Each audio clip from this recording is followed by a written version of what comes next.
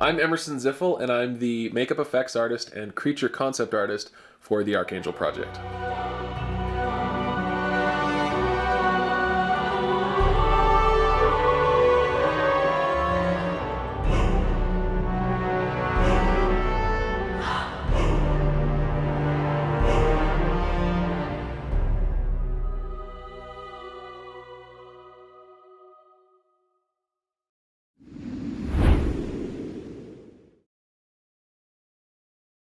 I've been doing makeup effects for about 6 years now, and I started out working on independent films that my friends and I were making, and just loved to experiment with random techniques that I saw in movies and tried to emulate them. And gradually people discovered what I was doing, and the stuff I was doing was more advanced and people were liking the effects that I was producing. And eventually I was asked to do a feature film, and just a small bit part in a feature film. And after doing that, getting my foot in the door, that one step, it sort of picked up and expanded into more films and more film work. And for about the past 3 years now, I've been working steadily in the film business here.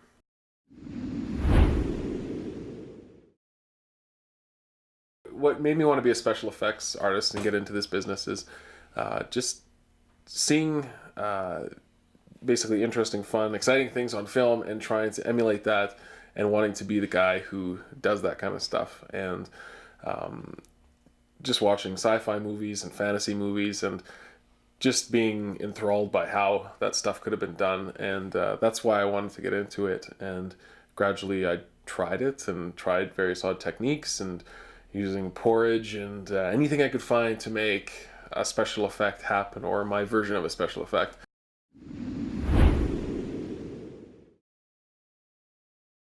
When I'm designing makeup effects or a gag, I usually sit down with the director or whoever is in charge of the design of that element and come up with an idea. And usually I'll draw really quick sketches of what I think the prop or the effect will be, and then judging by the reaction of the director, I will either tweak it or expand that idea. And in the case of the Archangel project, I drew up some about 4 or 5 sketches, just creatures that I thought would be neat, and just came up with them really fast. And then Scott looked at them and sort of picked and chose what he thought would be most appropriate for this type of creature, or the vampire, or the werewolf. And then it goes into a sculptural state where we take the drawing and try to turn it into a 3D sculpture, which gets painted up and produced into something that's quite nice to look at. The director can see it, the producers can see it, and you give, it basically gives a good three-dimensional reference as to what we're going to try to produce. And that's pretty much what happens with the design process. After that, it goes into the sculptural process, which is a whole nother ball of wax, so to speak.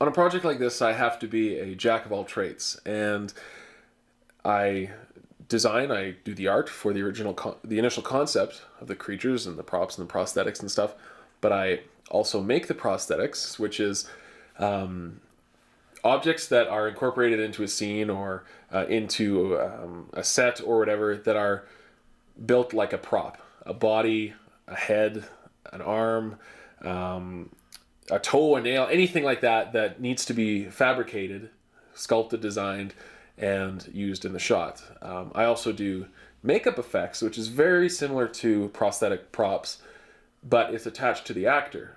So if somebody gets cut or somebody gets like their chest exploded with like a squib or something, they need an appliance that sits on them and is glued and blended out.